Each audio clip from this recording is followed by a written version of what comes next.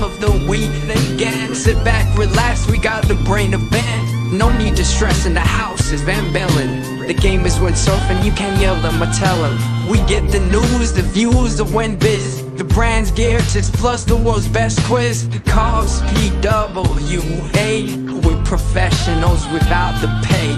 There's nothing in pole dancing that we won't chat. From tandem boards to a windsurfing cat. It's your one-stop shop for a laugh and listen. Tune in each week or you'll be doing the missing.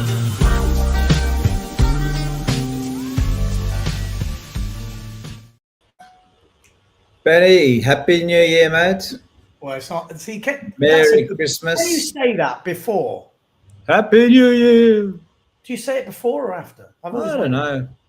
Well, it's 9 p.m. where I am, so it's 3 hours before midnight. Okay. We're hardcore. Okay, yes, we are. This is definitely, most of our podcasts are last minute. This one is seriously last minute, but we've managed to get a special guest, so stay tuned. This is going to be the last time you've heard that theme tune in 2024. Because we are here dedicated as ever. I don't think we're going to get many viewers. Most people are probably getting drunk by now or doing whatever they do. We are hardcore. We are hardcore. We got nothing else going on. We got nothing else going on, actually. Oh, no, it's very sad, isn't it? But yes, this is the last podcast, the last time we were doing the podcast, 2024. And tomorrow, we are entering the new year, which should bring some more wind, I'm hoping. As anyone else? Actually, let's bring in our special guest. What am I doing? Come on, then. We may as well bring him in, because this will be just a bit of a chat. We're going to talk about some sponsorship changes, because there is some pretty exciting ones coming up and some big ones that I reckon a lot of you guys did not see coming. We're also going to be talking about how was 2024? Was it a good year? How was it for windsurfing? Because there is a lot to talk about. But before we go into all that stuff, we are going to bring in our special guest, who I was just on the phone to just before, and I was like, "Oh, do you want to come on a podcast?" He says, "Yes." Before you bring him in, Benny, I just want to. Is he a simmer rider, by any chance? He might be a simmer rider. Oh, yes. Okay, cool. Bring him in. But he's also had a very interesting 2024, so it kind of coincided with everything. So here he is. Hey, hello, boys. Marc. For everyone listening on audio only, we have got Marc Par&eacute in the studio, the internet studio. Happy New Year. That's not Happy New Year. I hope you have a good New Year. Not yet, but yeah. Okay. Yeah. So before we start speaking to Marc, I just want to say, let me know in the comments, have you had a good 2024? I don't want to know like your general life story. I'm talking windsurfing. Have you had a good 2024 in terms of windsurfing? This is a windsurfing podcast, but I'll be interested to know, have you had good wind? Has your local spot been pumping? Have you been on any good windsurfing trips? Have you bought any new gear? You know, how has 2024 treated you windsurfing wise? That's the topic of this podcast. Marc Par&eacute, how has it been for you? Up and down, I would say, but I think windsurfing always treats me well at the end of the day. So, but yeah, a bit of a roller coaster. Definitely was kind of started the year on a low, then on a mega high, then on a really low one again, then on a super high again, and then towards the end a bit medium. I mean, but obviously, we all know your story. Most people watching this podcast are pretty hardcore windsurfers because, I mean, it's New Year's Eve and whatever, but maybe they'll listen to it a bit further on. Some people might not know the story. So just do you want me to give a quick overview, or do you want to give a quick overview? Yeah, you can do it, and I'll just check in some details. Okay. So it starts off about, let's say, just before Christmas last year, you lose your sponsors. Duotone, you were sponsored by them. It was all looking good. And then budget cuts. Victor Fernandez still had a year left on his deal. Your deal was up. Roughly, you lose your sponsorship kind of out of nowhere. It was a bit of a blindside one. So you start off the year with no sponsors. That's fair enough. Yeah. One thing leads to another. you're back in the Simmer family. Obviously, you were with Simmer before. They kind of moved quite a lot of stuff to get you in. They knew, you know, you're not going to last long without a sponsor because you're in hot demand, and they made it happen. Yeah. Correct so far. Which was good. I've got to say, from the Simmer, one of the Simmer riders and a good friend of yours, I was like, yeah, you've got to get this guy. I mean, he's where I see the future is going. So then that kicks off the year. Ripping, we see some videos flying out from everywhere. I'm like, wow, this guy is fucking on another level. He's killing it. And then, did you go to Japan, man? I went to Japan. I was in Maui for Japan, then went to Japan, finished 5th, then went back to Maui. I was like, well, I got a week left. I got to make the most out of it. Broke my foot really badly. And so then that's the low again. So far we've gone low, we're high, we're back to low again. You know, and then obviously it was looking like the year's over, finishes up, you end up and this is a good topic for today because I spoke to a lot of people recently with Liz Frank injuries. Windsurfers, it's a really common injury. You have that surgery with the German guy, you find a good surgeon, sounds like he is on it, you know, he gives you hope. You get back on it. You don't enter Pozo because you missed Pozo, you missed Fiji. And then your first event back is Tenerife. You smash it out of the park, you win it. It's like, okay, we're back up again. I'm cutting a lot of this story short. And then you go back to back, you win Silt, which is like, hang on a minute, you're back in the running. You know, there's a chance of a podium here if you do well in Maui. So Maui, you broke your foot. You know, you go back to Maui, you know, you had a pretty okay event. I know you wanted to do better. So for you, how are you feeling after Maui? Because we've just seen the video. Maybe people haven't seen it. It's on the Simmer YouTube channel. Yeah, I mean, it was a bit of a weird mixed feelings, you know, because it's like, as you said, I kind of left the year for that, you know, but after winning then 2 events, I was like, oh, Jesus, I'm like back into it.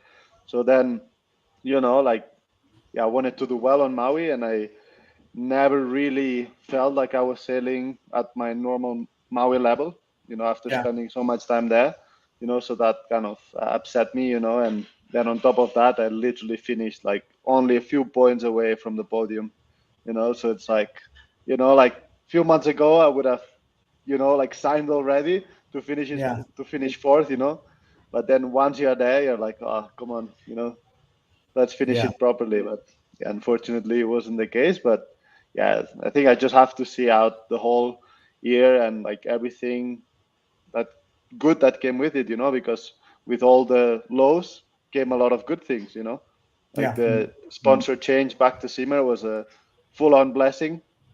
You know, I'm better than ever, like in terms of like within the brand, and I'm feeling really excited and happy to like keep on working together with Simmer and with you and everyone involved. And then, you know, I learned a lot about myself when I broke my foot, like just put on a lot of work on the side, training, mental training, and all this stuff. So I think everything came with good stuff.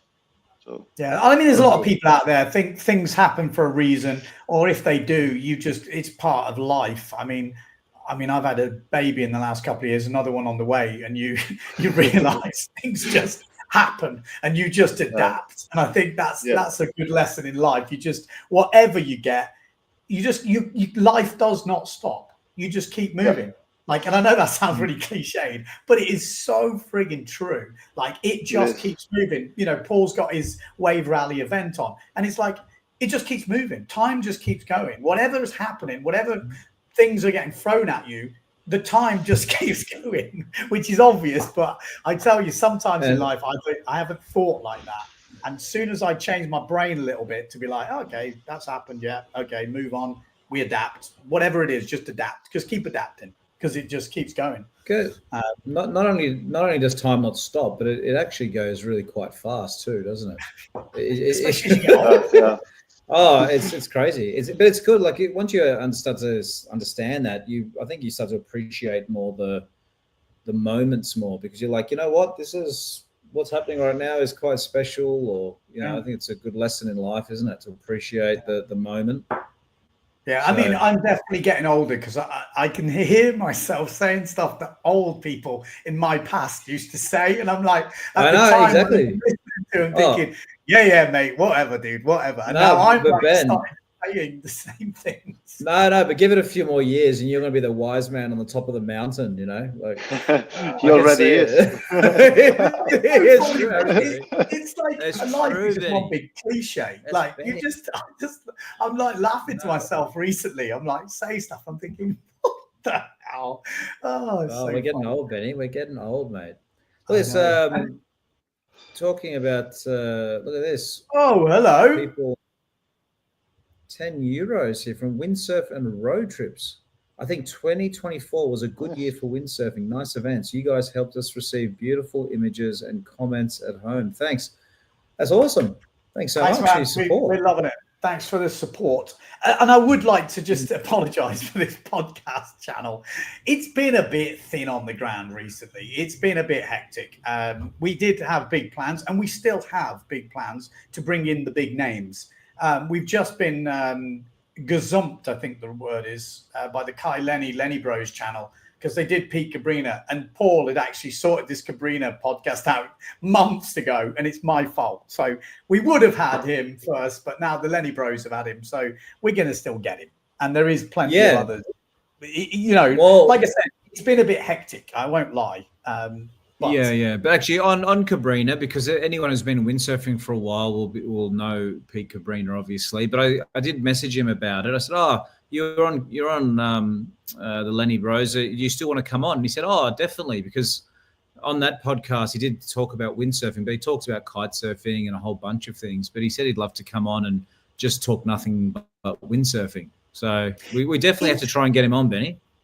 Interestingly, I've been putting it off a little bit because I feel like I wouldn't do him justice, and I think that's the wrong attitude, because he's a bit before my time, and I know Pete Cabrinha as a kite surfer and Cabrinha kites, and I'll tell you, it's like I'm like, fuck, I need to do some homework. So I haven't listened to the Lenny Bros podcast yet, but maybe I'll have to do some. Dude, but you don't remember Pete just from the did you not grow up with some of the videos? The thing is, I grew up as a racer, as a one design racer, and my sort of look into windsurfing was honestly the Neil Pride videos, the Neil Pride product videos. Fast forward to the first one, Moving Target, Rigmarole, all those ones. They were my sort of look into that sort of side of it, I guess. And so before that, I didn't really know it. It's interesting. It's going to be interesting for me anyway. I'm still interested. He's an absolute legend, Pete Cabrinha. Like he was like, for a period of time, it was Robbie Nash and Pete Cabrinha was kind of the bridesmaid. But he also won. I think he actually won a world championship as well in the waves. Well, then I've kind of switched it around. I'm like, well, we'll get him on, and then I can be the total novice asking him a bit of stuff, because he is a legend. I met him in the Deafy Wind. He's super nice dude. Cool. Super nice dude. So we are asking the question. There's a few more people popped in. I know it's New Year's Eve. There's not going to be a hell of a lot of people. But how did your 2024 go? Was it a good year for windsurfing? Did you buy any nice new gear? What you're rocking? Just anything windsurfing wise in 2024. Was it good? Was it bad? Was it average? I feel it's been lighter winds, not in the competition scene, but just I feel the autumn started off badly. Anybody else? Late. Yeah, exactly. It's kind of been delayed. Yeah, because I tell you, like when I came back from Maui in November and I went straight to Denmark, it was pumping. Like it's been pumping for it's still going off now. I keep seeing videos. Right. And that's what I'd say. So the September, October was bad, wasn't it? Yeah, it was really slow. Yeah. That's cold. That's kind of what I was feeling. And then kind of it started. But is it cold at the moment up there? I mean, I'm sitting here in Portugal. It is. I mean, it's maybe not as cold as some other times of the year, because I remember being there into December some years back, and then it was already like snow and freezing temperatures and not much wind. So now we had like wind all the time, and we got cold days with northeasterly winds, which was like around 5 degrees or something, but it never really got to that freezing temperatures while I was there. So it always stayed like between 5 to 9 degrees. So that was kind of good, you know. I mean, it's still cold. Don't get me wrong. Like 5 to 9 degrees. Yeah. But, it's been good. It's pretty sick, Denmark, isn't it? When I met you in Maui, you were talking to me about it. It's actually quite a consistent sort of a spot, huh? Yeah. I mean, as long as the low pressures are there, you know, like you get always all these like great conditions, you know. And I was happy as well. There's that one spot that I hadn't sailed in like 2 years, and it's one of my favorite spots in Europe. And I scored it like in Aga, in the south. Okay. Yeah, like not south, but like and it was going off like quite some days while I was there. So I was really stoked about that. Did you ever go to Moon? No, I didn't go. No, but it is interesting. Like up where you're sailing, like Klitmuller, Cold Hawaii, it is epic, really. It really is. It is a full playground. If it didn't get as cold as it does, there would be more and more people living up there. But it's not. I know it's not cold, but it's not warm. No, it's fresh most of the time. Like I see you, and it is impressive when I see you doing all the stuff that you do with boots, hood, and gloves. That is another level for me because I know what it's like when you sail like that. I kind of don't. I don't function as well. Definitely not. Like, no, it's tough. Like when I came back from Maui and I went back to the 6.5 or 5.4 hooded wetsuit and then boots, gloves, I was like out of breath. I was like, I just felt like a robot. I couldn't move, you know. Yeah. And then you get used to it, you know. And then after a month, I was like normal sailing. It's just a pain in the ass, you know. After a while, it's like the whole procedure of like going to check all the spots and then like changing in the cold, you know, because I don't have a big van to change inside. Oh yeah, so it's like I don't even change outside in Portugal. There's a lot of the locals that they just change home. Oh, I was going to say that. I mean, I don't know. I don't have much experience sailing in super cold weather, but do you actually put on all the wetty boots and gloves, everything, and then rig the sail, or do you rig and then put it on? Yeah, I've been actually, it depends on the spot, but I've been rigging and then changing. Depends if it's raining, doesn't it? Yeah, but like there's one spot, that one that I like, that you need to walk to it. And that one you just change and then walk with the gear and then rig it there. Okay, I have a question for you as well, Paul. What is your cutoff for sailing? What temperature? And this is for you guys at home as well. We're going to go through the comments in a minute. Yeah. But what is your cutoff? If you look at the forecast, you're like, "Oh, that's too cold." Do you have one? Or maybe I'll put it right. What's kind of comfortable for you where you're like, that's going to be fun. That's a better question. And that's going to be cold, you know, like where are you looking? Yeah, for me, there's no temperature I would say like I wouldn't go because I've gone even in like -8 degrees. And, you know, it's more for the experience of it, you know, but, you know, it's not something you would do every day, right? But it's more the experience to do it. But for me, I feel like there's like this like weird shift, like when you go down to 8 to 6 degrees, then it starts getting spicy, you know? Yeah. Like when it drops water temperature? No, like air temperature. Oh. Yeah. But I mean, water temperature is like, it makes a huge difference too, because for example, here at home in Spain, like in the north of Spain, it gets cold in winter. It gets like, we get down to 5 degrees as well, or 4 degrees, but the water is warm, you know? Yeah. So you jump in the water if you're cold and you're like, oh, that's warm, you know? But in Denmark, you jump in the water and it's like 5 degrees still, so you're freezing anyway. So that makes a difference too. Paul, what's your cutoff? Or you don't even look, do you? God, yeah. I mean, that's too hot. Living in Australia, we obviously is a bit different to living in Northern Europe. I think the coldest I've ever sailed in was Tasmania, and it's probably, Mark will probably laugh and think it's not even that cold, but the water temperature was about 13 degrees, and the air temperature was probably something similar, and that was probably as low as I'd like to go. I hate cold water. I hate it. I mean, I could go in it, but it just, I don't know. I don't like it personally. But the other thing too is it's. So you're not a cold. But you know the thing is too, at that point gear becomes so important. Like when I say gear, I'm talking about the right wetsuit and the right boots, and I mean if you don't have the right wetsuit and all that, it's gnarly. Yeah, it's gnarly. And the other thing too is, I did that. It was 2004. I went to Tassie for the Smackfest event. It was like 13 degrees or 12, but you fall in the water. If you don't have the right wetty on, you actually start thinking, I could die of hypothermia or something. Yeah. You know what I mean? Like it's actually, it's not the sort of water you just swim around for hours on end in, is it? Like it's a bit. Well, there's a couple of comments coming in. Jim Bick says 10 degrees. I'm with him. Like 10, I'm happy. 10. So, and it does depend on the water temperature. You're right, for sure. It does make a big difference. But I remember when I was North Wales, if it was 10, like double figures, it was pretty comfy. I didn't have a problem at all. As soon as it started to get below 8, I was always like, ooh, you get the hands start to go and the head. You know, like 10 degrees, as long as the water's not ridiculous, like ice, like, no boots, no hoods, it's relatively all right.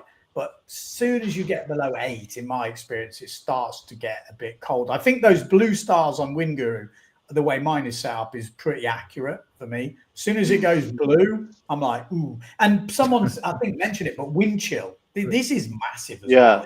It's the winds from like the northeast in Wales, when it's coming down. Wow, man, that's the same in Denmark. Yeah. Like some of the locals were saying it, like we had some epic days on northeasterly winds. And then it was so freaking cold. It was like 5 to 6 degrees. But standing on the beach, it was unbearable. The wind chill was like 0 to minus something. It was horrible. And the hands were frozen. And but cold. There is some weirdness which goes on, which is why I understand this cold plunging. Not that I do it. But after you have one of those sessions where it's frigging cold, even if you don't do bugger all, you literally just sail around, you'll sail in 50% of your normal skill level or whatever. You come in, you warm up, and you are buzzing. Like everyone just is kind of fired up. And it's obviously something to do with the way the body adapts to the cold and then gives you this boost of energy or something. I don't know. That's how I've always remembered it. I'm always buzzing after like a freezing session. Not that I do them anymore. But I mean, I always remember it feeling pretty good. For me, what happens, it's like, then when I get home, and then you are warm, then I get like really kind of tired and sleepy. So you just feel it boosts you up and then just it's like a sugar high, isn't it? It's like this kind of boost of like adrenaline and stuff, and then just boom. Yeah, totally. But I am amazed though what I see you guys in Europe at some of the places, because we're absolute wusses in Australia. I mean, we'll like, people don't even windsurf in winter in Geraldton because they think it's cold if it's under 20 degrees. Like, oh my God. Like, honestly, I mean, you know that, Ben. Huh? Should we go through some comments? Because I'm sure. The guys at home have obviously got a bit of a spread. Mateus says winter windsurfing depends on the wind strength, but below 7 degrees Celsius, I go also around 2 to 3 Celsius. Ice on the boom is a problem. I've had my sail, like when I used to race back in the day, because we used to have these early season races and the late season where you'd leave your kit rigged on sort of a lake in the middle of the UK, and you'd get up in the morning to go racing and the boom would be frozen up from the water there, and the sail frozen up, and you're racing with your hands up here. Oh my God, I can still remember the fingers. Like the hot take. Oh, we'll talk about that in a second. But who's we got now? Sundry saying -2 with water temperature around 4 is pretty cold. No shit. But it's what we get in the Arctic. Oh my god! What's that actually like? I mean, like I said, the lowest temperature I've been is 13, and I was already finding that bloody freezing. I mean, if you're sailing in 4-degree water, I mean, how does that work? I mean, you fall in, you literally just absolutely freezing your nuts. You can't fall in. Water's frozen. You can't fall in. Well, I mean, no, but honestly, what's that actually like? Like, I mean, yeah, it's just a weird concept to me, living in Australia. Like, how is that? I mean, when we do the Send It sessions and the Send It something, I get sent a lot of these clips, and there's this guy called Wolfie or something in Germany, and another guy is always sending me stuff, and they are breaking through ice, especially like Eastern Europe, Estonia, or somewhere like this. I'm like, oh my god! And weirdly, I know it sounds daft, I'm living now in Portugal. When I used to go to Bala Lake, which is in the middle of Wales, I would be breaking ice or treading over ice to go sailing. Northeasterly wind chill minus something. As a kid, this is when I was a bit stupid, and wetsuits were definitely not as good. Like my new wetsuits are just different league to what I was in. Plus, I was growing, so my parents never bought me one that fitted. It was already be a bit bigger. So I was freezing my bloody nuts off. But I was keen to go sailing. I'd sail for ages. I'd come in, and then I'd cry as the blood come back into my fingers. Oh my god! I still can remember that, and I get itchy feet. Has anyone had that, or is that just me being weird? Oh yeah, where the blood's not there, and you just want to itch them. And I haven't had that for, I don't know, it must be 20 odd years, but I always remember the itchy feet in the shower. I'd be like, yeah. I get that with my hands. Like if they've been in the gloves and then I take them off and then they warm up with hot water and stuff, then I get itchy hands. Yeah, it's weird. What is that? What is that about? I don't know. Blood flow. Matt is just jumping. Oh, okay. So I was just jumping down. I was going to jump to this comment. He just says, Matha says, yes, Paul, you freeze your nuts, but it only lasts a couple of hours. Does he have any kids? That's the question. Frozen sperm. Yeah. Anyway. Sorry, back to this one. James Crocker.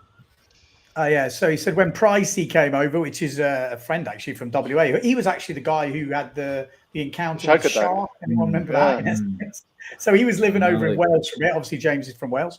He came over from WA. I found him crying behind his van with hand pain in November. He'd never experienced it before and thought something was wrong with his hand. But it's true. If you've never had it, like I grew up with it, so it's kind of like a distant memory at the moment, but I've been there, and it's not something you want, because you kind of go through these stages whether you want it back quicker, and if you do that or you spin your arms around, oh my god, and it feels like someone's chopping your fingers off. It feels like your ends of your fingers are going to fall off, or you stick them under your arms and squeeze them so the blood comes back slowly, and it's less painful, but it takes longer. And I've never worked out which is the best. And then you end up with your fingers swollen, so you've got these like massive sausage fingers, just like, hey girls, look at me, massive hands. It's like, and they're boiling hot then, and you're like, I can go back in. I feel great now. So you go back in, and then the same thing happens again. It's like, with your big fat fingers. Well, when it's freezing cold, I'm assuming you can go down a sail size or two. Can you? The air's denser, or what's the effect of that? I think you just want to plane around. You definitely don't. But isn't it the air is not? It doesn't feel a bit strong, a bit denser, or is that not a thing? I don't know. I mean, maybe it is a thing, but I don't pay attention to it. I just look out to see. Because and just get okay. No, because the reason I say that is because you're underpowered. I know that, because the last thing you want to be doing is waiting to water start in the water. You just want to be like flying around. Yeah. Okay. So the reason I say that, take one hand off and shake it off. Yeah. Like I always like playing off with one hand, go like this with the other, plain sweet. What are you doing with the other hand, Mark? Like, what the hell are we doing? Sorry, I thought you were doing something else. No, but the reason I say is because when it's when it's hot and windy here, the air kind of feels fluffy. Like, because it's like quite light. It gets hot, So I thought the opposite must be. Well, you know what I mean. Like I must need more wind when it's hot because the air just sort of is lighter or something. You say like in WA or whatever, the wind feels fluffy. When it's cold, it feels like knives. When it's really cold, it's no, that's what I mean. It's like denser, right? It's denser. I don't know. Yeah. Cold, man. Yeah. Cold. It's an interesting topic. Poland. Mikkel says in Poland, +7 is acceptable. I think that 7-8 is on that 7-8 from the start. The 13 point. Yeah. We got Max Speakman saying all the best, lads, for the new year and the channel. Not been a good autumn here wind-wise. Hardly any planing winds. He's obviously in North Wales. It's basically my old stomping ground, let's say. Paul, we all hate cold water. My lower limit now is around 8 degrees, maybe 6. Yeah. Is that the water temp or? That's I would say air temperature. Yeah. Okay. 8, I think 8 to 6 is like 6 for me is frigging cold. It starts to get bloody cold. 7 cold. 8, I'm starting. Okay. When you get to 10, I'm like 10 is a no-brainer. It's like it's cool. It's pretty much. It's not bad. 10's pretty good. Again, good. Caveat, it's to do with the water temperature as well, like Mark said. If the water temperature's frigging freezing, 10 will still feel pretty good. I mean, we had that one day that it was it was warm. It was like 9 degrees, but then because I took my gloves off, then every time I would lose my gear and I would have to swim, it was horrible because the water was like 5 to 6 degrees. So you're just the big fat fingers. Yeah. So then you have to do the shaky thing, yeah, Paul? No, but years, like we all go to Cape Town every year, but for people who don't know, we're in Cape Town, the water can be cold. If the wind is southeast for like a couple of weeks, solid of wind, it blows in the cold like current. It is freezing. So a lot of the time you go surfing after it's been, let's say it's been windy for 2 weeks solid and then the wind shuts off, so you go surfing. It is hard to even put your hands in the water to paddle. It feels like ice. You're like, and then you sit on your board and your hands are up here and you put your feet up because it's like it is freaking cold, man. Yeah. You don't feel it as much windsurfing, but my first ever day in Cape Town years ago, it's like 20 odd years ago, early 2000s. I remember we went straight to Big Bay from the airport. Audsley was giving me a lift, so Chris Audsley. And he went, okay, Big Bay. I'm like, yeah. I run into the water. And I'm like, oh my God. I had cold feet, like sailing along. I had cold feet. I was like, this ain't what I signed up for. Yeah. But it's funny because there's like a limit. Like, for example, I feel like with surfing, you can go in lower temperatures. Yeah. And I think it's just because you can use like the full thick close gloves, the thick boots and everything. And then you are toasty, and it can be like -, and you're like enjoying life. Maybe just but it's cold and stuff. But it's also because when you're windsurfing, you're like 25 knots, huh? Standing up and just getting battered by the wind. There was one year actually I'd just come back from WA, and I got a message from from Steve Thorpe, who's the guy from K4 Fins, and he was like, "Prophet, there's a sick forecast in Thurso, which is northeast of Scotland, like right at the top." And I look at the forecast and there's snow on the forecast. I'm like, it's snowing, Thorpe. He goes, yeah, but it doesn't usually work. There's this spot. And he said, want to come on a road trip? And I'm like, and because I've just been to Oz, I'm like, road trips are nothing. It's like, how far is it? It's like 8 hours or whatever. Yeah, fine. I've just been to Nalu, 13 or whatever. Drove back. So I'm like, yeah, I'm in. And anyway, long story short, Thurso is freaking freezing. Windsurfing, I could hardly move my hands. But I got the boots on, I had these gloves, I had a hood, and it was the most surreal experience. I felt like I wasn't there. So I was like, I'm dropping into this logo high, mast high wave on this point break. And it's pretty gnarly. It's my first wave. But because I'm so covered up from head to toe, it's like I'm in this bubble of like security. So I was just like, just been sailing Toro, and I'm like, do, and then this freaking like logo highway goes bang, and I got the shot of my fucking life. It was like I'm in this dream, and I went from dreaming to reality. Like, just nightmare. Bang, and I was like in the water. It like knocked the air out of me, and I'm swimming for the gear in this channel. I don't know where the fuck I am. I was like, oh my god, it was so That's weird. funny. And then we went surfing at this other spot, which is like this nuclear power station spot. Don't ask me. It's pretty weird. And again, had all the boots and the gloves on, and I'm sitting in the lineup. It's snowing. Like just as we're paddling in, it starts snowing, and I'm like, oh, fucking hell, what are we doing? But I paddled out there, and again, I was in this bubble. The only thing sticking out was like you know, you've seen like South Park, Kenny. I was like, I could just see like this tunnel. And again, I was just paddling, didn't feel anything. And you come in, you know, wave comes, you go to paddle in. It's quite a big wave, but you just feel like you're not there. Yeah. It's really odd feeling. Where was that, Benny? In Thurso. It's a famous surf break. They've held some like. Where's that? I've never heard of the place. So top, basically the furthest you can go. John O'Groats, which is the furthest you can go in the UK, like Scotland, right at the top, just next to John O'Groats. It's like the furthest way, but they've got slabs and all sorts of stuff. And there's this one, I think it's Merkel Point or something like this. It's like random.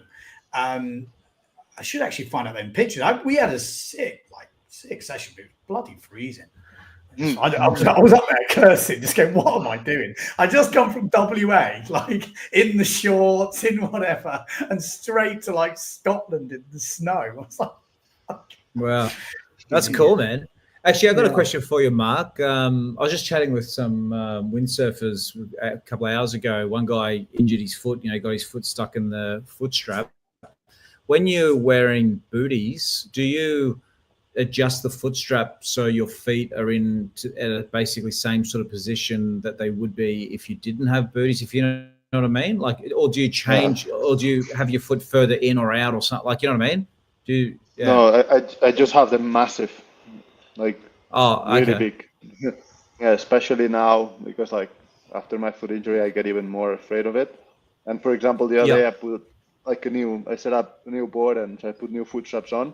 So like the Footstraps were not stretched yet, so I couldn't open up as much as I wanted with the booties.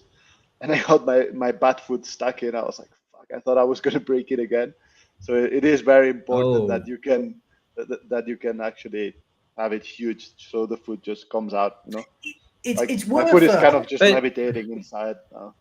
Because I think the most normal people out there, the windsurfers, if you showed them how big your Footstraps are, they would have a shock. Because most of the guys, when we have on the clinics and stuff, they're like, I can't sail with Footstraps that big. And it does take time to learn how to sail with big Footstraps because most people rely on the Footstrap to hold their feet, which is dangerous. Like if you're wave sailing in waves, okay, 80% of the time, 90%, maybe 95% of the time, you're going to be fine. But all you have to do is catch a wave wrong or jump wrong if you're practicing jumps. And if your foot is really secure in a Footstrap, if one foot comes out, it twists the other one, or it's you've got to learn to sail with bigger Footstraps, I would say. I mean, it makes a big difference. And then there's certain style of boots. Some boots get wedged in a strap.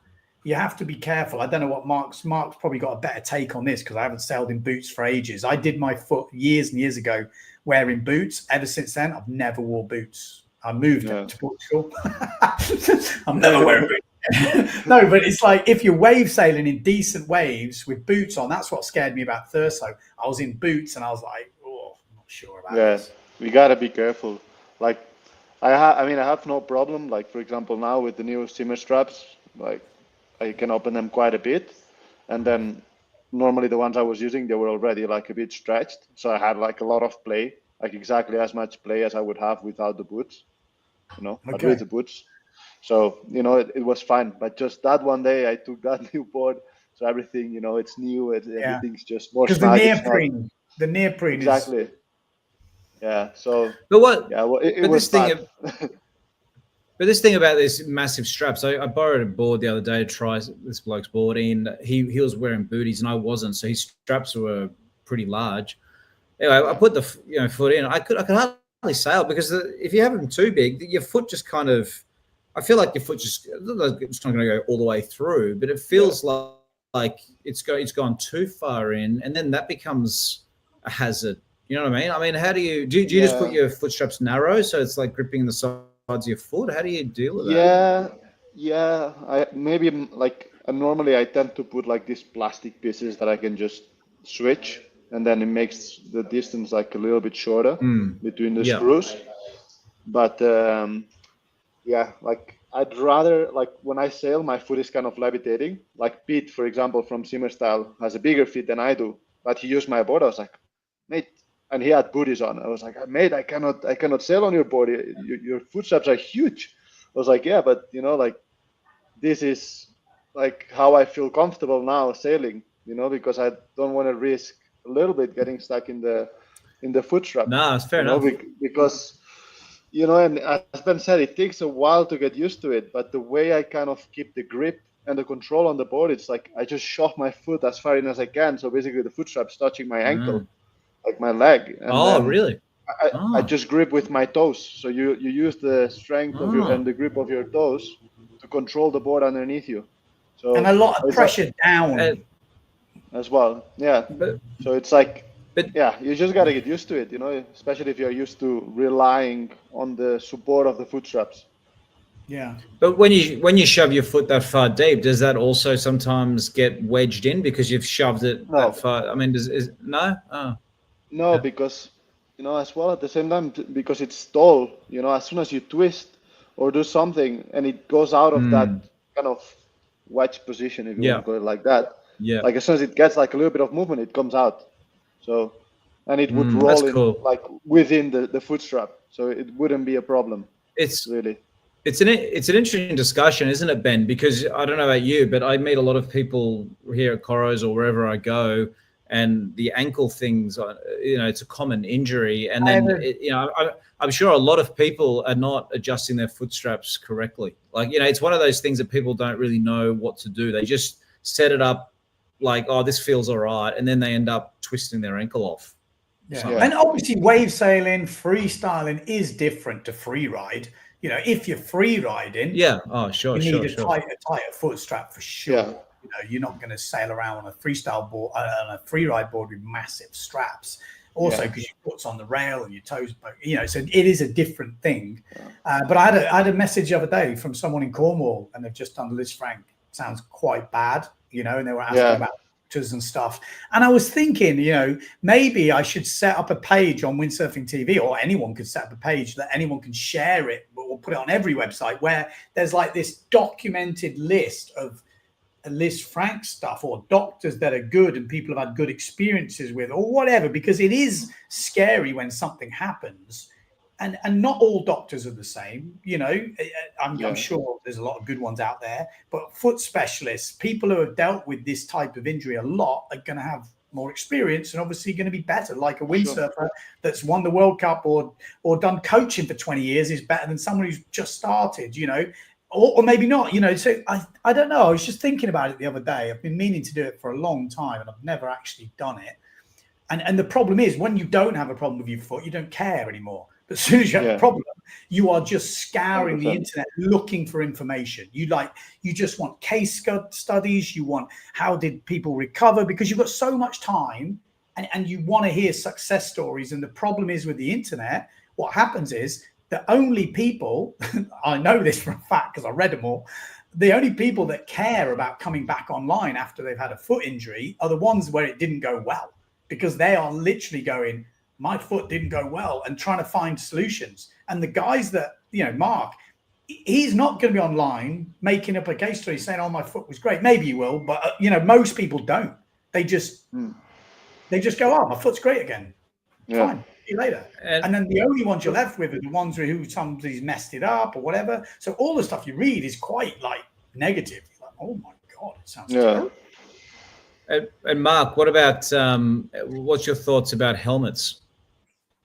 Well, yeah, I think we should use them more, because I had it like when you sail, for example, in strong winds, like even doing the most stupid thing, like water starting or like getting in the water, like sometimes you just get this violent gust and just, for example, the mast goes in your head or something, So I feel like sometimes with the most stupid thing, you can hurt yourself. Or like the other day, for example, it was howling and really offshore, and then I crashed. I bounced down the face of the wave, and the gear got washed, and then somehow it got spat back out of the wave by the offshore wind, and the fin hit me in the head. yeah. And because I had the hood, like nothing happened. But I think if I wouldn't have had the hood and stuff, I could have probably like cut my head. So I think we should use them more than we think. And maybe it just takes a couple of guys to start using them, to normalize it, maybe, But I think we should. I was actually thinking about it, like to maybe try and start using helmet again, because when I was young, I used always helmet, So yeah, maybe it's worth doing it, because wasn't it Kailani? Wasn't it Kailani, for example? He was he never used the helmet when he surfed pipeline. First day he put the helmet on, he got knocked down into the reef, and like he had like a head injury.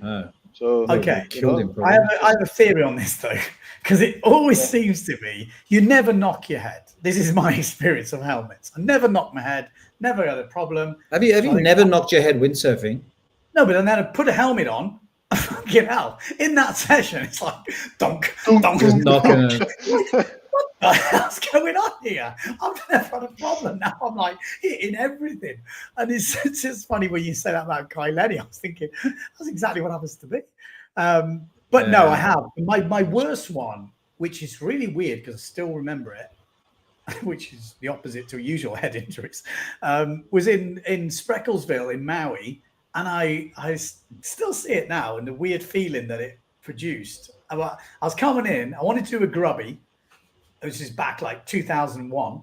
And as I went to do the grubby, I slipped out of the footstrap, the back footstrap. The board spun round, so the nose was facing back, and I went backwards, and I hit the board like donk with my head. And I can still weirdly feel the feeling I had. I was like, oh. And then I'm like, it took me like, and I don't know what that means. So it might mean I'm just in a different place or what I was having. But then I just remember going, shit, I need to sort myself out here. I have no clue what happened or how it came about, but that's what I remember from it. Thinking, shit, did I nearly just get knocked out? Like, sure. Weird one. Doesn't take much. No, interesting, Mark. Yeah. Are you using helmet, Paul? Well, no, the issue I have here is the sun, because I like wearing a cap. You get tan lines. Yeah. No, but it's just it's so strong, I don't want to get sunburned and stuff. So because maybe you can have like a little hat like this underneath the helmet. Yeah, I know, it's true. It's true. Yeah. I think I'm a bit sort of one with the big visor. The gas. I've seen people with that one. I know, because I used to do the testing with Board Seeker for the clones. Does anyone ever remember the clones? We used to dress up because there was a few of us who were sponsored, but obviously when you're doing testing, it was kind of like the Stig in Top Gear. But the problem was we had to do these helmets with the big black visor, and then we had to go get pictures. So trying to land a back loop when the light is dropping and you've got this weird dome effect, which changes the perception of where the water is. I nearly broke my leg a few times because it's not straight, that visor. It's not like you where the water looks like it is. It's not. It's like looking in a fishbowl. It's closer or further away. I can't remember, but it's fucking. Oh, excuse me. It's dangerous. I can tell you that. I was complaining like an English person does, but I'm like to the guy who's doing the test aid. I'm like, what the fuck are we wearing these helmets for? We're gonna kill us. No, but I remember them. They're ridiculous though. They're just too much. There's too much going on. This is an interesting comment here from Rasmus. He says here that Surf Magazine has done surveys between their readers. Head injury is very seldom. Mostly it's ankle and back. That's interesting. Well, yeah, I think it's bad back they're mostly old. And it's I think that's kind of you had the back injury, no? Or I mean back injury, or you have like, I've had a couple for a while. Yeah. I've had a couple of bad ones. It's kind of what stopped me is my back. Stopped me dominating the world. No, I'm joking. But it made me rethink my whole until I did my back, my shoulder. Like one thing is with injuries, I think you're going to get away with it, but sometimes you see it with football as well. One injury leads to another injury to another, because there's like this knock-on effect when you don't come back strong. So I did my foot, then I think I did my shoulder, then I did a few things in a row, and then the back was the end of it. And then I was kind of thinking, well, I'm never going to be a millionaire even if I do the best I can ever do. Let's say I'm top 5 in the world, still not worth it. So then I went more down the media kind of, Hey, you still you won as well some PWA Masters now. So come on. Yeah, but I have to say, this is fun. They've been talking about this on the group recently, and everyone's got different opinions. I'm not sure I like the democracy in groups. I think sometimes you just got to pick it. But anyway, the Masters stuff is fun. It's interesting. I don't know where it's going, because the problem is with having it as part of everything, it makes that event really hard to do. A lot of people are doing stuff for free. A lot of media. It's just a massive event. Then because I'm part of the media, so I know how hard it is when you've got juniors, masters, pros, pro women. It's amazing, but the logistics and everything that takes to organize it and run it, the people who are working in the event get run to their absolute limit, and a lot of them are doing it for cheap or for free. And then you don't get them coming back, because then, so I think this is the problem I see with the big events where we're doing everything, is you've got to keep the staff happy as well as the riders. And it's hard to do both. This is, I think, but we'll see. But it's, I have won a couple of events. I was second in the world. I was missing an event. I nearly went to Maui. I was like, I could go to Maui. And then I was like, I'll better stay here with the baby. I was actually when they announced you as what did you come? You came second in the world. I think second. Is that what it was? And I was sitting in the crowd, and they said Ben Prophet second, and I kind of felt like I should really be going up to accept the award for Ben. I thought, who went up? I never got the prize. Who went up? Guy went up. Has he stole my mask? Flycatcher. I should have gone up. On behalf of Ben. I said, Ben, he couldn't be stuffed coming to Maui. He hates Maui. He didn't want to come here. And no, it's just Axel. It's expensive. That's the problem. I thought you were going to come for the. You're like it's cool. And I said this in our group chat the other day. It's like, for me, the overall world title is amazing. I think it's really cool. Definitely have it, but definitely the individual events for me. And I've seen this with the pros as well, where they've just focused on events, because just having the events is amazing, just to have that. Because not everyone's doing the full world tour, so it is difficult to go against all the different people from all over the world. They have talked about, maybe that is just talk at the moment, maybe having like a final which you have to go to. They're all in talks at the moment on the group chat. So there was talk about Australia maybe being one of the final events, and then that's maybe still Maui or whatever. So it'd be interesting to see where it goes. I mean, it's cool that people are putting some effort into the whole competition scene at the moment. Just changing subjects slightly, I've got a question for you, Mark.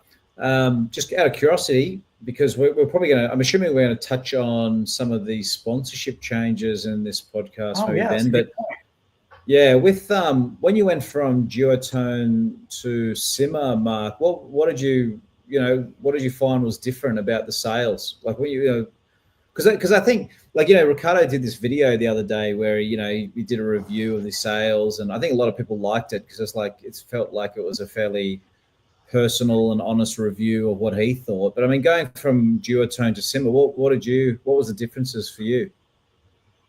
I mean, mainly I think the first thing when I changed back was the power, because I remember I had the same kind of feel when I went first to duathlon. Like, wow, like a lot more power on the sails. I remember to the point where the small ones were always too powerful, you know. So I always on the duotone. Yeah, so I was like, oh, can we tune them down a little bit, please? Just like the small ones. So yeah, I think that was the main difference, I would say. But I mean, once I used them like again for 2-3 sessions, it felt like, yeah, like I had never left very much. So which is quite interesting, you know. But I think I would say they've got a similar pull, but like in the position wise. I mean, not in terms of exactly the same, but compared to some brands, there's a few brands out there that are very different, I would say. Yeah.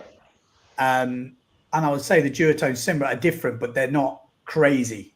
You know, it's, well, maybe you can talk about it because I haven't really been on the duotone, so maybe I'm speaking out of place. No, it's right. Yeah, like it, but it felt like as well the Simmer always had more upper end, you know. Yeah. So like when it was windier, it was always, yeah, like a nicer sail to handle, you know. So I remember as soon as I went back to the smaller sizes for 2 down, I was like, oh yeah, that just feels right, you know. It just felt nice. So yeah, I would say just more like power wise, you know. But as Ben says, like maybe like where the power is pulling from, it's pretty similar. Did you watch Ricardo's video? Because it was an interesting video. Did you watch it? I actually didn't watch it. I just watched like the segment that you guys pulled out. Yeah. Sorry about that, Ricardo. Because I should do it because a lot of people like was talking about it and they were saying how interesting it was. So yeah, I mean, I knew like what the video would say, you know, because I was with him when he filmed it. So I asked him like about what he thought and so on. So I already know his take on each sail. So I knew what he liked and what he didn't like and so on. But but I should definitely watch it because everyone seemed to find it interesting. Yeah, I mean, it was good. I have to say, as a Simmer rider, it was it was quite nice to watch it. If you're a GA rider, I think you'd be like, oh. But the Simmer definitely come out on top. You know, in terms of for Simmer, I was thinking to Simmer, like, you don't get a better advert than that because you've not paid him.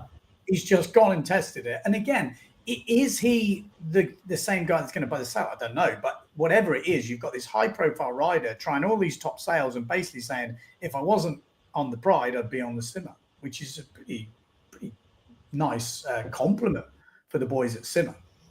Well, I mean, when I listened to that, Ben, I was thinking on one hand it was good, but on the other hand, he's talking about things like, you know, when I'm going in my second rotation or whatever, you know, and I'm thinking, well, that's, you know, very few people that's going to be a thing. But do you think that that review that Ricardo did where he, you know, talked good about, say, Simmer and not so good about GA, do you think that actually would have an effect on, you know, a shop that would sell that gear? I mean, you know, like, how much of an effect do you think that would have? I don't know. I would say it's not like people are going to watch that video and then just go out and buy Neil Prides and Simmers. But if you're on the fence and you're looking to buy a sail, those little things make a big difference in terms of your perception of a brand or where they sit. I mean, I know I've used, you know, I try lots of different stuff. You know, people always laugh at, oh, I'm going to take a picture of you. And I'm like, yeah, go for it. You know, the whole idea, if you're trying to use, if you're just on Simmer, let's say, and you only use Simmer, and someone says, oh, I'm thinking of buying a new sail, what do you recommend? If you've not used the other ones, how can you give a bit of an opinion and kind of help someone without knowing what the opposition, let's say, if that's what you want to call it, the other people in the game are doing? And it is interesting, you know, and sometimes you go on a sail and you go, whoa, that actually feels pretty good.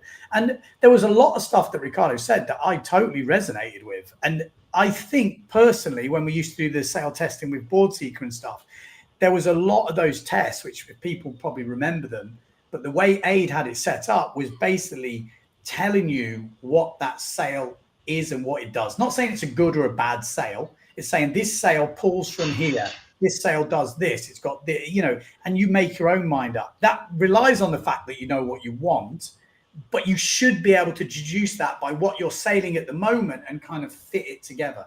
And I've always said to people, make sure you try lots of gear. Like, try lots of gear. You need to know what you like, or what you think you like, or what you're trying to get from something. Because the way a sail pulls, you know, I've explained it to a lot of people, but for me, I like that pull to come from front of middle. You know, there are some sails that pull from the back, and that is a much harder sail for me when I'm doing jumps and when I'm doing other stuff. It can be beneficial in certain types of wave riding. Again, depend on your skill level and where you want the power. There's some sails, like the 5-batten sails, do run out of a bit of juice when you bottom turn in. You know, you have to have quite a lot of wind, in my experience.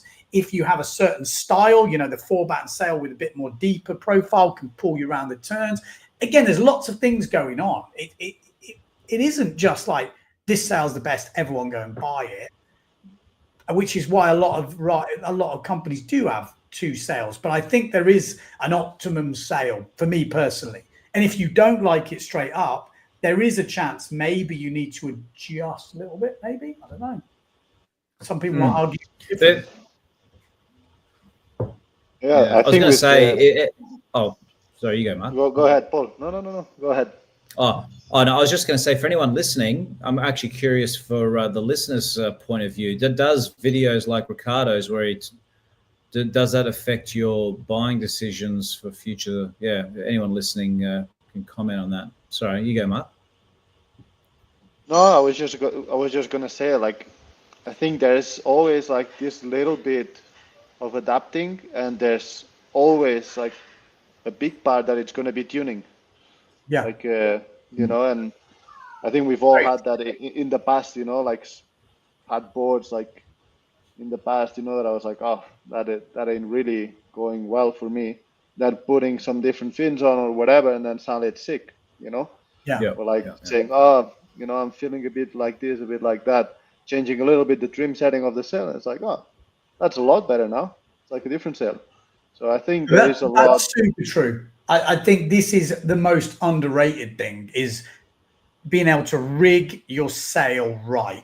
That it makes a huge difference. I've had some people complain about the sail, and I've gone to the beach or whatever to look at it, how they rigged it. I'm like, and for when you're used to rigging a sail and you know how to rig a sail, or you know how to rig a specific sail, it seems so obvious, and you forget that at some point you were that guy.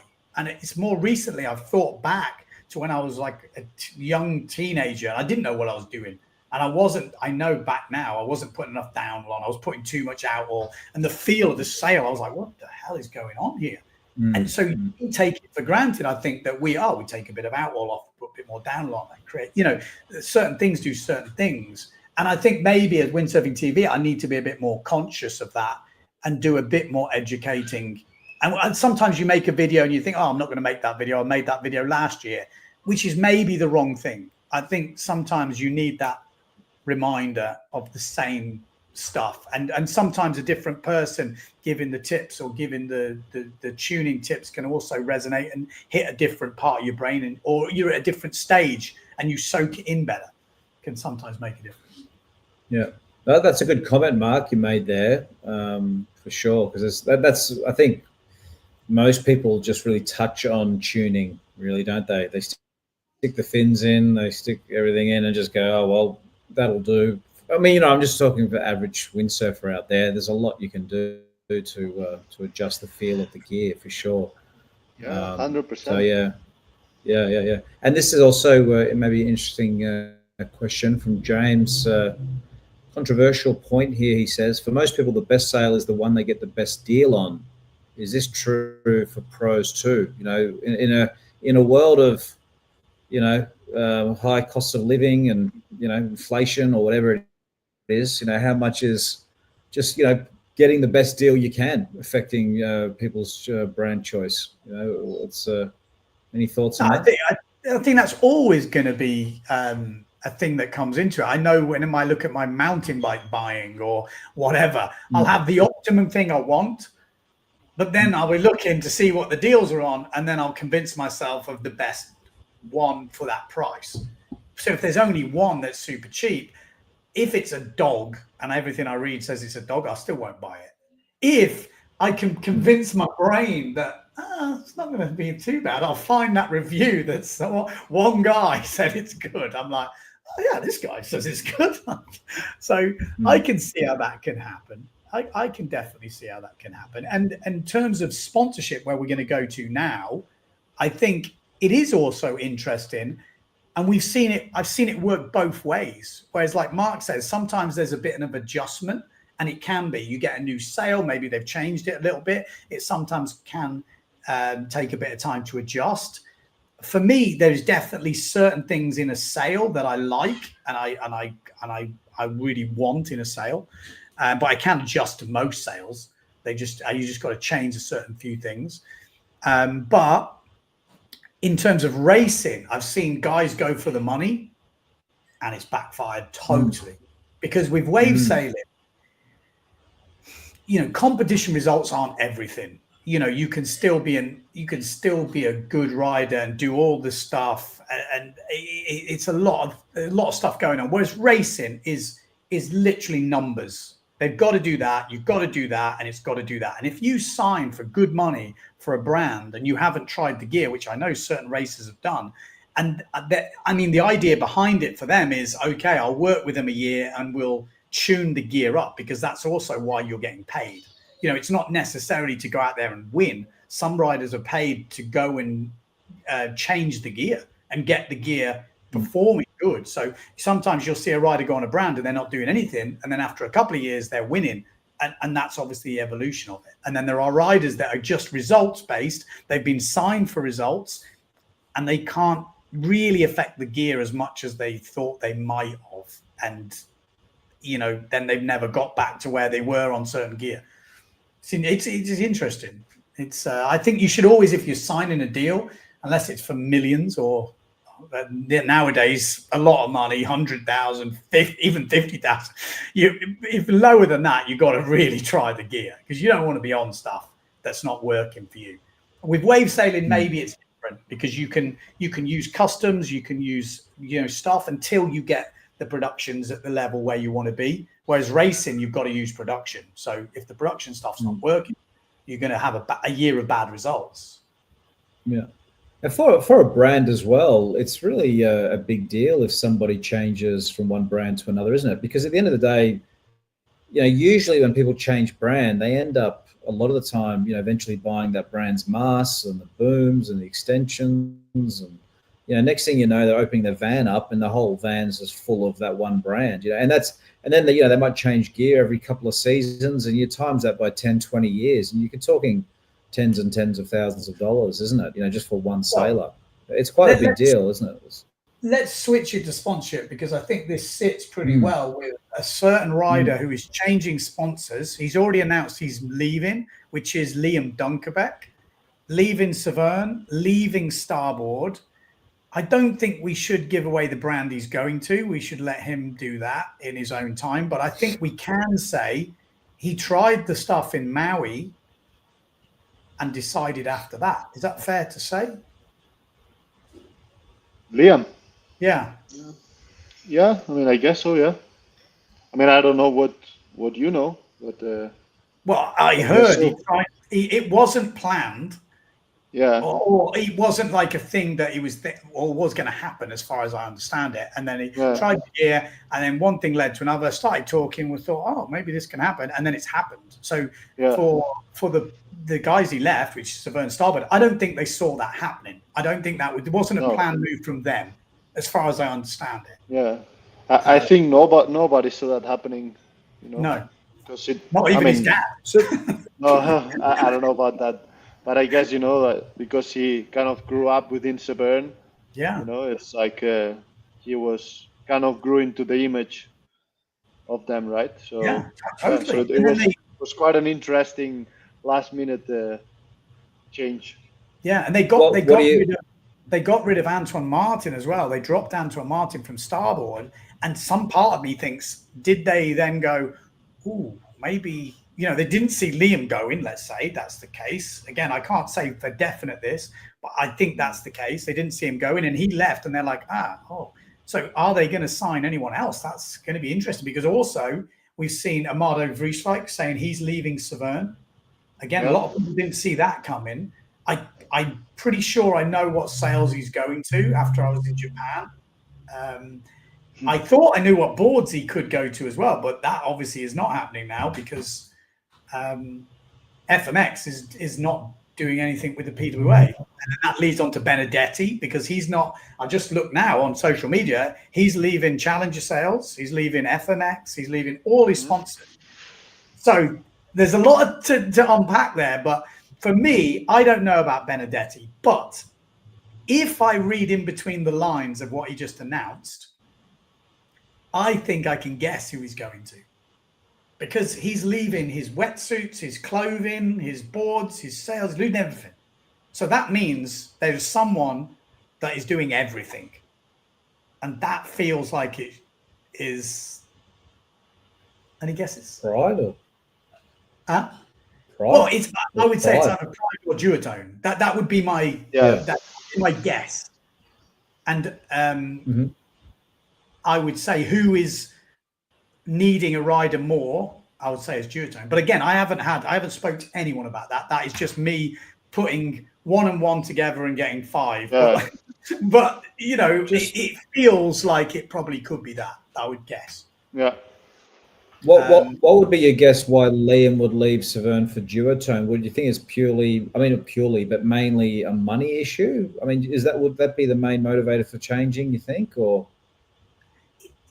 Could be both, I guess. You know, it could be a bit of everything. It depends what they've told him. You know, I mean, Mark probably knows as much as me in terms of what tempts you as a rider.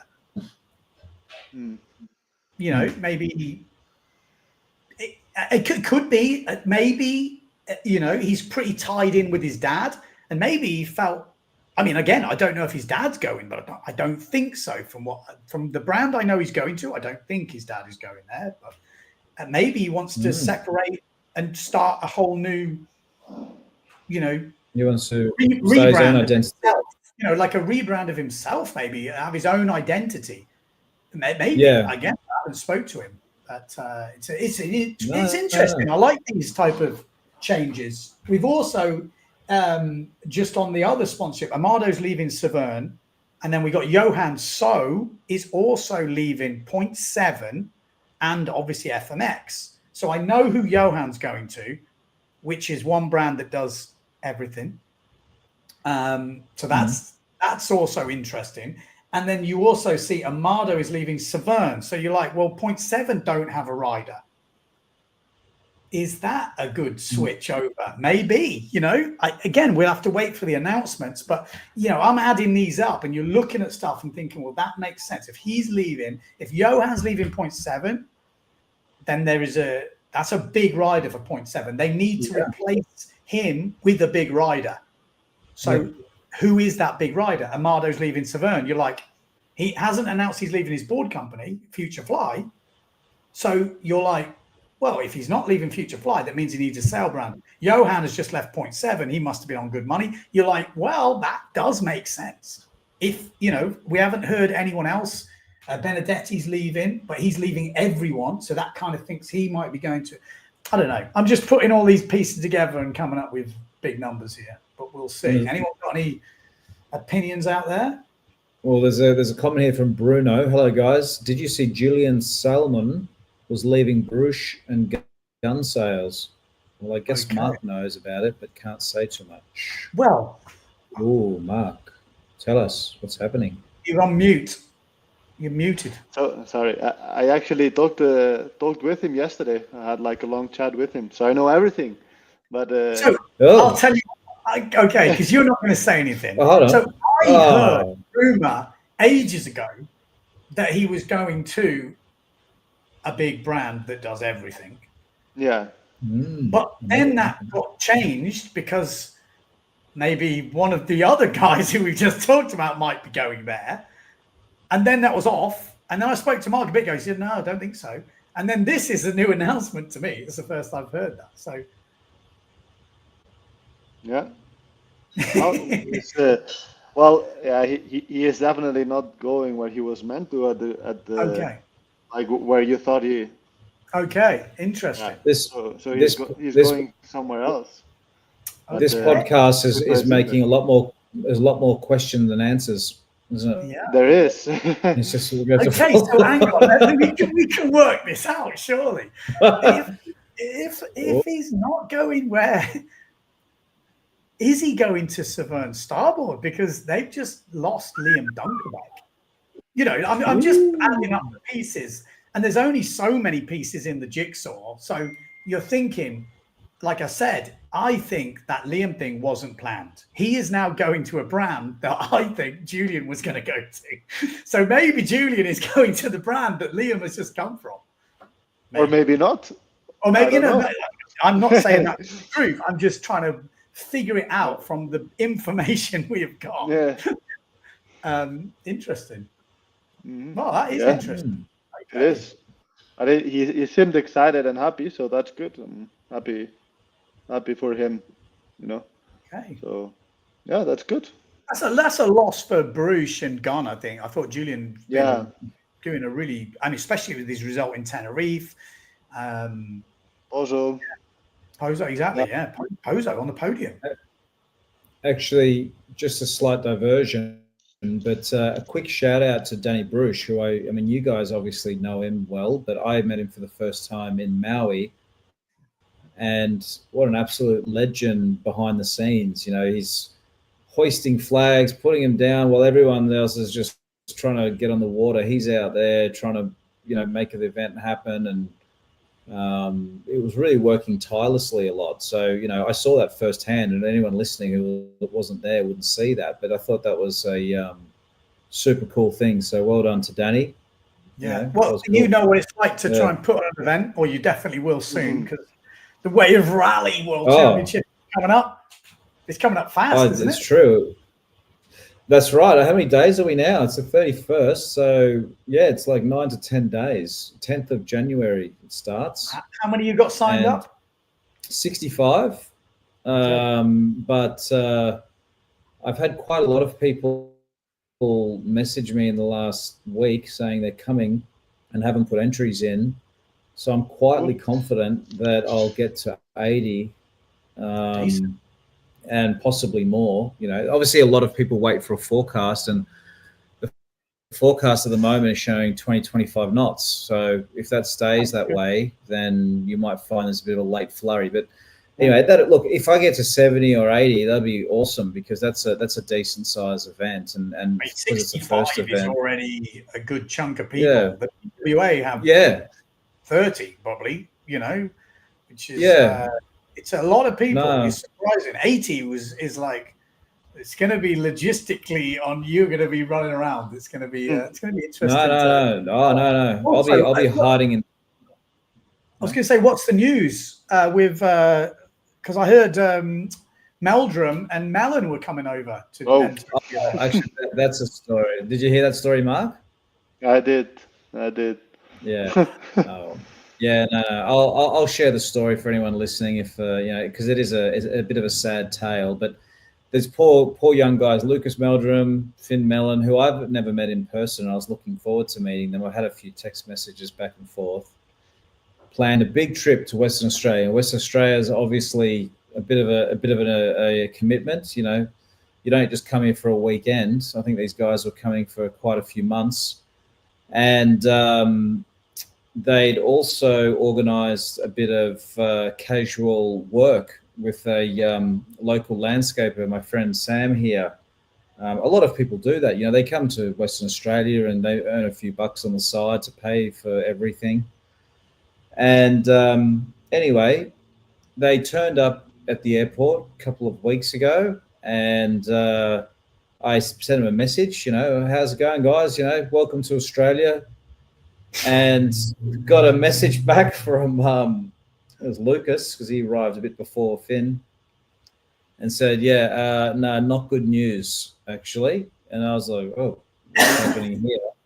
Anyway, cut a long story short, and this is the reason it's good to listen to this story. If you ever travel to Australia or other places for that matter, you know, learn from this.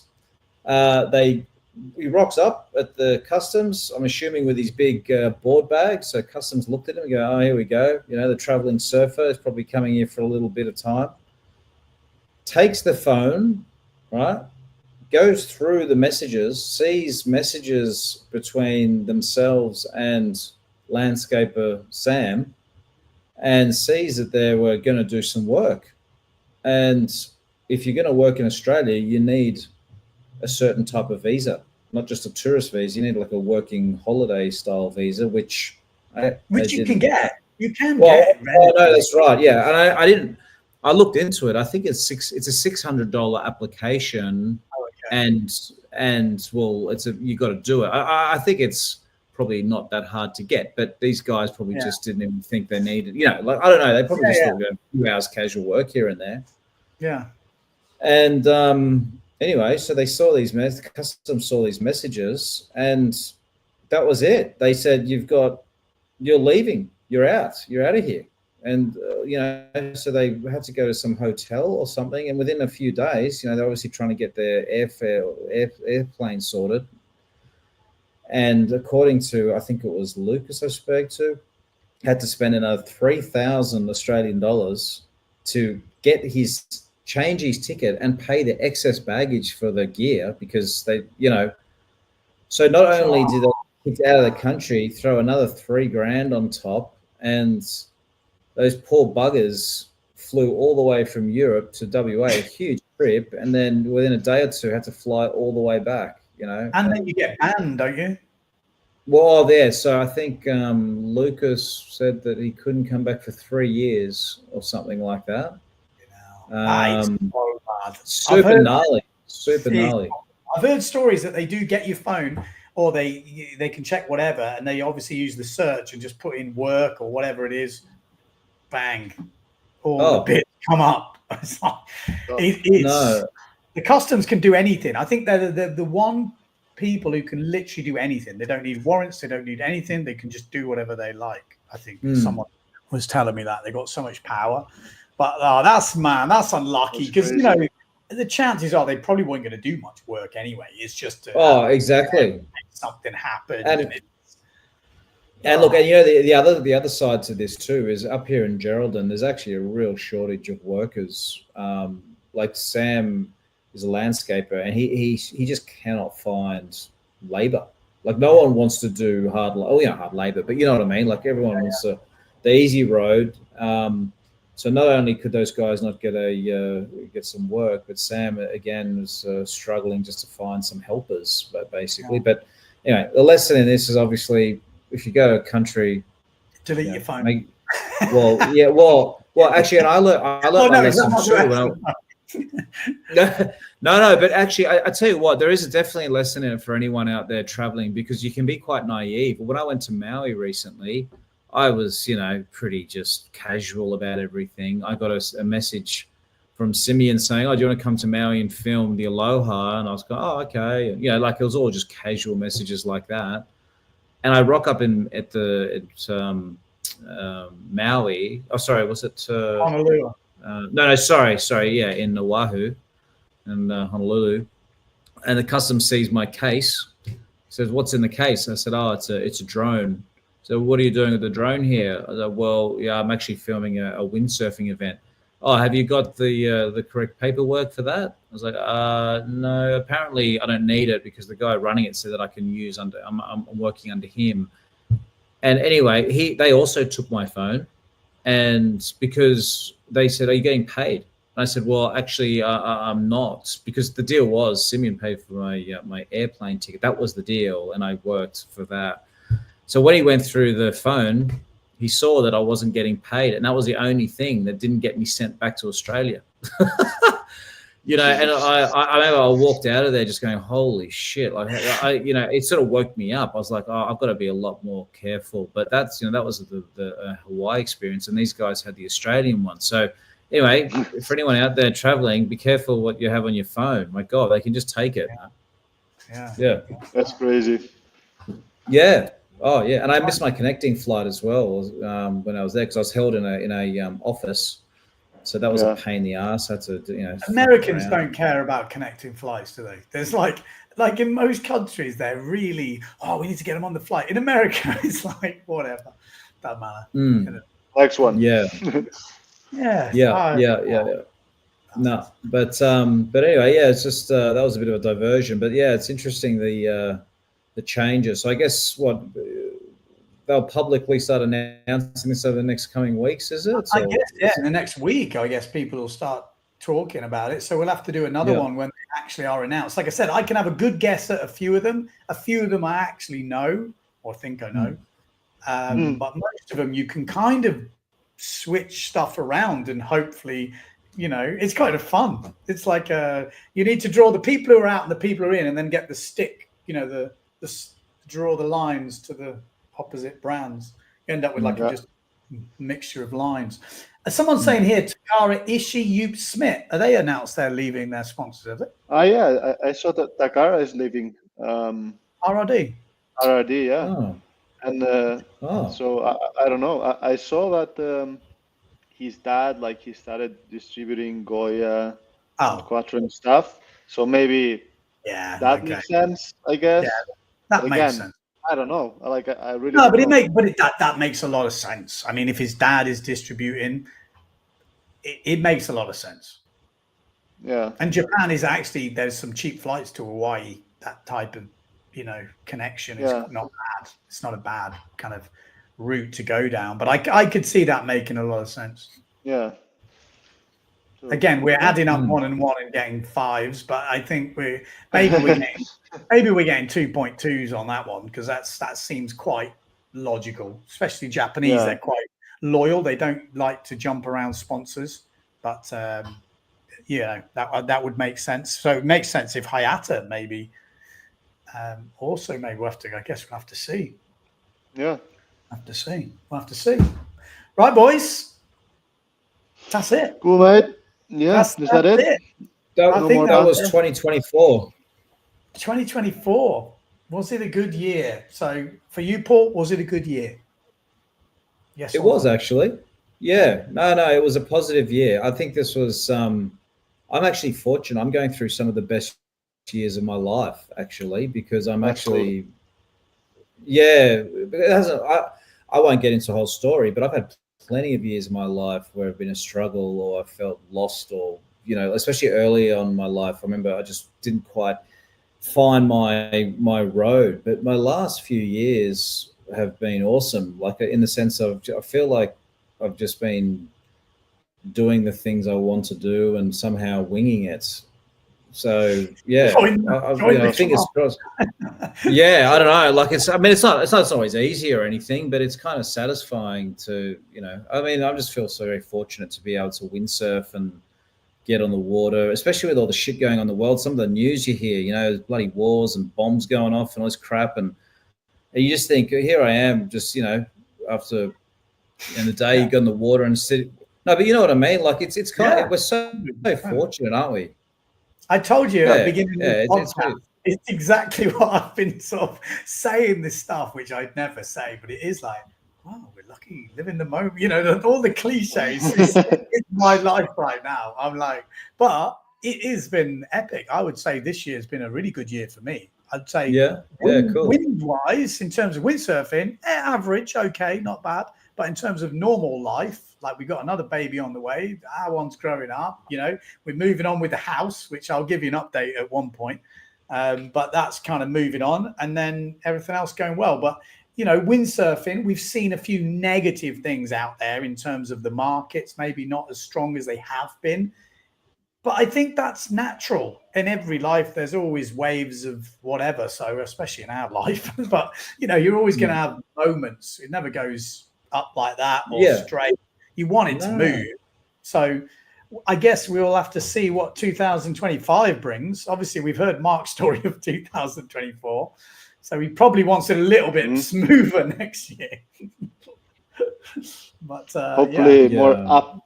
The bull market. I mean, for where I'm sitting, Mark, I think your year was probably had more benefits than you may have even realized, because I know Like when you go through a challenging time with those injuries at the time, you just think probably why me or why this is all unfortunate. But there's a lot of mental growth in all that, isn't there? Yeah, it's cool. Yeah. So it's and look, mate, I agree. How well? Yeah, and how well did you go? By the end of the year, it was amazing that you were fighting for the podium after all that. I mean, that's insane, dude. Honestly, that was bloody good. Yeah. Thanks, mate. Yeah. Yeah. And we've also seen. Have you not seen his new acting career as well? Who? Oh, Mark. Yeah, I love that one with the board bag. Jim here says, Paul, we should have a poll and send Paul to some place next year. I bet people would pitch in to see another spot. What, Peru? Anyone want to chip in to Peru? Oh, yeah. I like Peru. You want to come to Are Peru? we going there? Well, Benny, are we going there? Yeah. I want to go to that place you went, Ben, a while back, and you only did photos. I think we should film that. Ah, yes. We Yes. I'm still. We should. Yeah. We've got another baby coming, so I definitely want to get away. Which spot are you guys talking about? I don't know if Ben can say it. We can say it. Oh, okay. I don't think anyone's. Well, which continent are we talking about? It's a good question. Is it Antarctica? I guess. I don't know. It's right down in the roaring 40s. Oh, okay. That's a clue, right? This is a spot you've sailed at before, and it's some secret spot, is it? Yeah, secret spot. Oh. Yeah. Do you know? That is being mysterious right now. Get that again. No, I can say it. I was just gonna. I just want to. Let me just do. There's a lot of unanswered questions in this podcast, isn't it? Wait a minute. You have definitely. Does it work? Does that work? Yeah. Oh, the Falkland Islands. Yeah. See, nowadays, you would look at that cover and go, someone's photoshopped those penguins. But that is a genuine picture. Like, there's no Photoshop. That's cool. It is the maddest place you've ever been to. You're wave sailing and you look to the beach and there's these people looking at you with their arms by the sides, just all watching. And it's like, it feels like there's a crowd of people watching. It's so friggin' funny, man. It's funny. Is that you on the cover? Yeah. Oh wow! So it's pretty. Like, what's the conditions like down there? It's pretty good, is it? Yeah. Hang on. I'm just gonna. Just while we're on it, I know we're bumping around a bit here, but I went a while ago, so it's. I'm just trying to say how I do that. This is not the easiest for doing this type of thing. I apologize. Have you sailed there, Mark? Or? No, never. That's why I would like to go. It seems like a very cool and interesting place. So I think it would be sick if we could go. Yeah, there was a place where I should have the whole, but there was a place in the Falklands where there was like these white and black dolphins, but they looked like killer whales. It's quite intimidating. But like we were like, oh my god, we're sailing with killer whales, but they actually were dolphins, Commerson dolphin or something.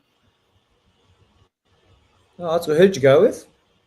Well, it was mad actually. I went with Steve Chismar, who was Surf Magazine's, rest in peace. He died of cancer, but before he did it, he used to do these kind of peace trips. He had this idea for the Falklands, having an Argentinian guy and an English guy going and having like this, sort of almost like a peace thing that we can go together, sail together.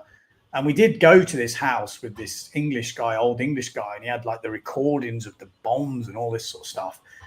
And to be fair, he did look at Mario a little bit like it was a bit of a funny one. It was a mad trip. It was actually, I read, like, the reason I've got these pictures because Surf Magazine shared it a while ago saying it was the most expensive trip they've ever paid for. Oh, cool.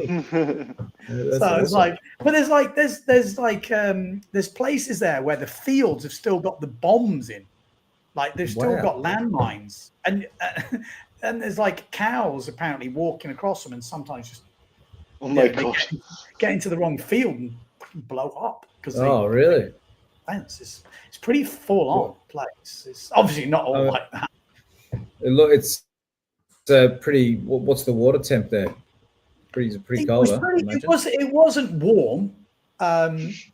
It wasn't freezing for you, Paul. It wasn't freezing, but it was wet. Fresh. Yeah. There's those dolphins. It's all cross off, is it?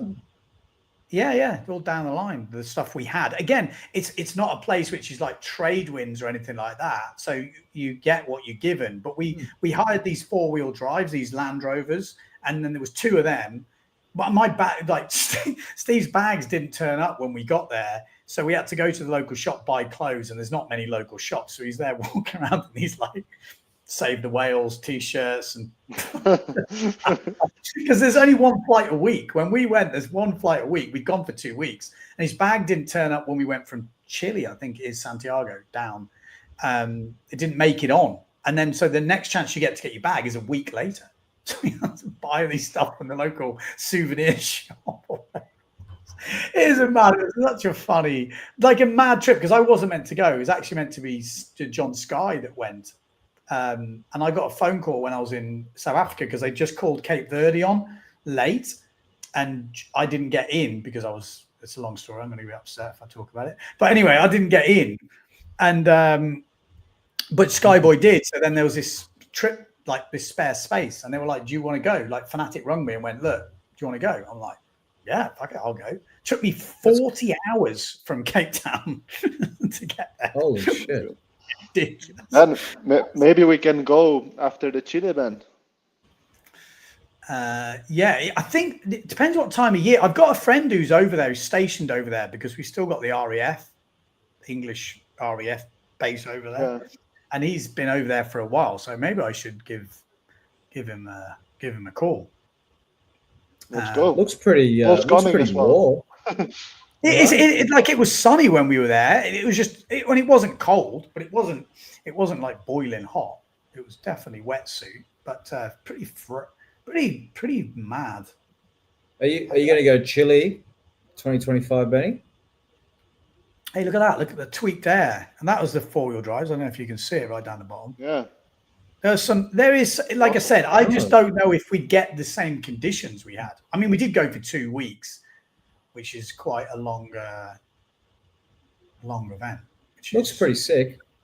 But there's some mad wildlife. There was one shot where there was like, there was like one shot, because one was Jean Cyril, the French photographer for WinMag, and there was one shot with like a dolphin like coming up.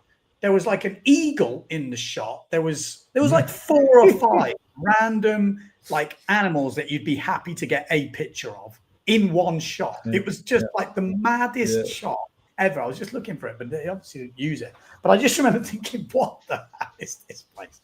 It's crazy.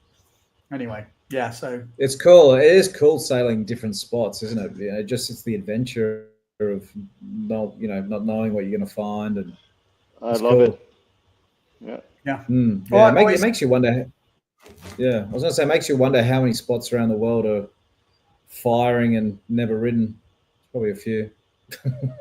For sure. And most of them cold, probably. Well, true. Probably more on the cold list, which are probably interesting, than on the warm list, because most of the warm ones, someone's found them, whereas the cold ones, no one's really been looking. But it's true. It's true. Let's 100%. See. Let's see. That's another podcast right there.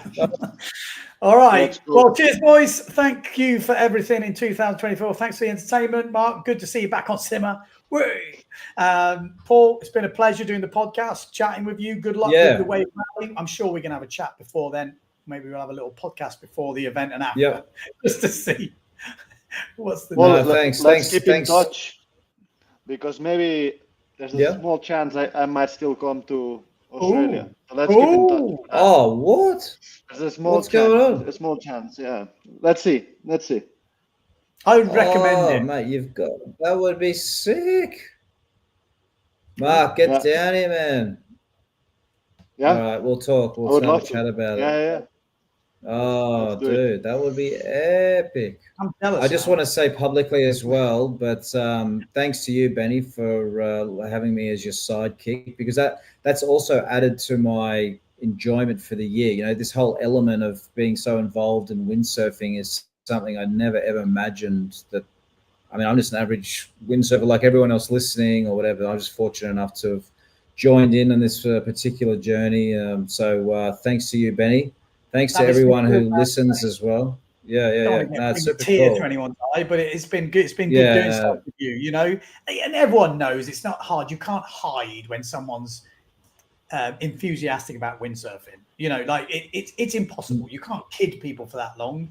And I know you're a big windsurfing fan. We're pretty much the same age, so we've got quite a lot of also humor in common. So thanks for winding people up. Yeah, I think I'm a little bit younger than you, but yeah, no, it's good. We've got the same hair too, mate. I think anyway. Cool. All right, guys. Oh, I can hear Vienna, so I'm like, I better go in there. Show my face for New Year's Eve. Yeah. I'd be like, what's he doing? Good, New Year's Eve is on the podcast. Cheers for everyone for tuning in and supporting the whole thing. You know, we had a super thanks earlier of €10, so massive thanks to you guys, because it does make a big difference, all that sort of stuff. I've got to now approach all the brands to see who's supporting us in 2015. You have to watch this space, but I'm pretty sure I spoke to most. They seem all good. All right, have a good 2025. Have a good evening. Ta-ra. Goodbye. Happy New Year. Happy New Year. Happy New Year, guys. I don't know. Happy New Year.